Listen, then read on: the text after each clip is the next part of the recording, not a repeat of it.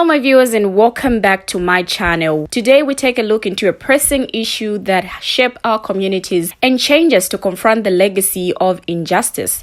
Today we shine a spotlight on Boston, a city at the forefront of a powerful movement for reparations. Now, in a bold and historic move, activists and residents are rallying together, demanding justice and accountability for centuries of racial inequality. Their call is clear, very clear. $15 billion in reparations to address the deep-seated economic disparities that continue to plague Black communities and communities of color. But their plea doesn't stop there. They're turning to the very institutions that have long benefited from systemic racism, palm-colored churches, urging them to take tangible steps towards reconciliation and restitution. It's a moment of reckoning as they challenge these churches to extend their wealth in pursuit of a more equitable future.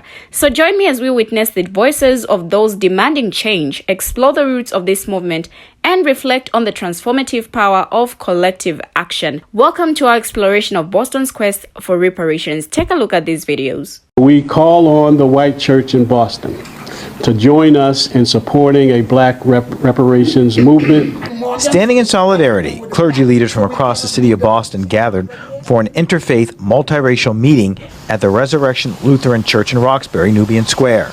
They're here to ask the religious community to atone for Black Boston suffering and support Black reparations. And we are coming, as Dr. King said, to get our check. Organizers from the Boston People's Reparation Commission say they're also following up on their demand on the city of Boston for a $15 billion initial payout to begin the process towards repair and reconciliation to the city's Black community. $5 billion as initial payment around cash payouts, $5 billion around strengthening our financial institutions. I always think about if we had compensation for every second of enslavement on the legal books,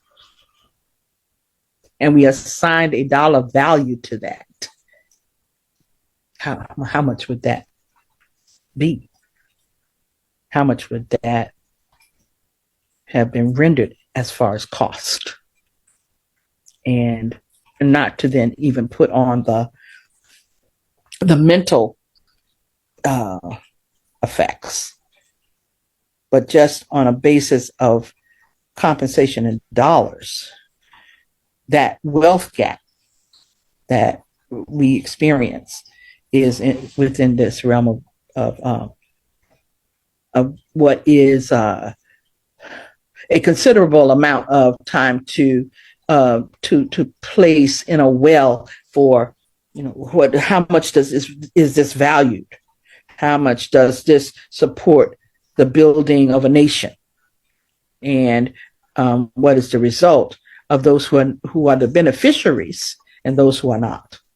And that's the property value. We know that America is based on the wealth quotient of land and property, and that being the economic base of the success of America is a part of how we have to consider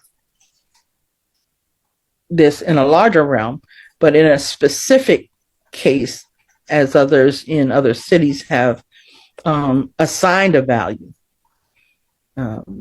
in terms of monetary compensation, into whom and what time we start calculating from.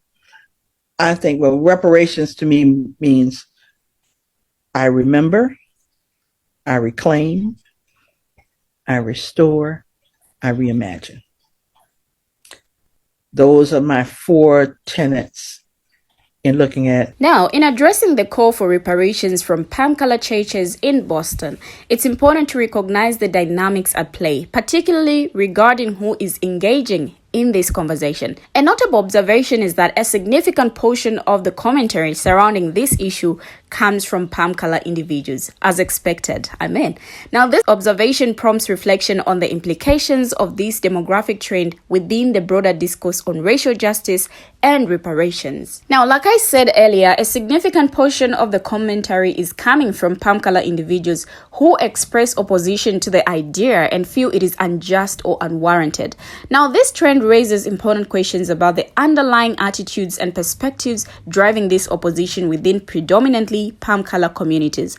Firstly, the resistance to reparations in general from palm color people and now palm color churches reflects deeper societal divisions and misunderstandings about the historical and ongoing impacts of racial injustice. Many of those voicing opposition may not fully grasp the extent to which systemic racism has disadvantaged Black communities and communities of color, or may deny the responsibility of palm color institutions in perpetuating these inequalities. There may be a fear of loss or discomfort among some palm color individuals when confronted with the prospect of reparations.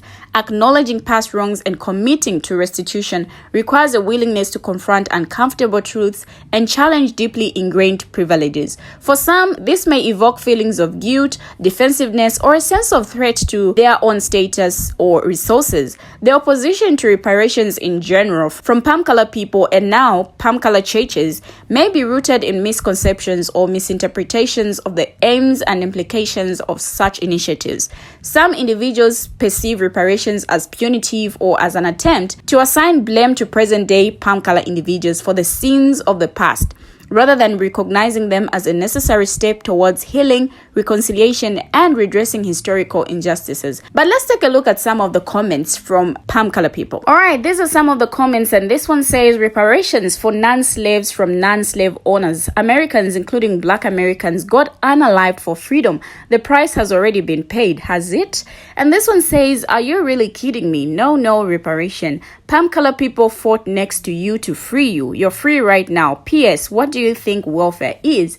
What about all of the palm color people who got unalived in the Civil War, freeing Black people? The families of those who got unalived in the Civil War need reparations for all Black people who live in this country. People that have never been slaves wanting reparations from people who have never owned slaves. All right, it's getting hot in here and the debate is getting more and more interesting. But what do you, my viewers, have to say about this issue? Share your comments in the comment section down below and let's have a conversation. Thank you for watching and see you in my next video.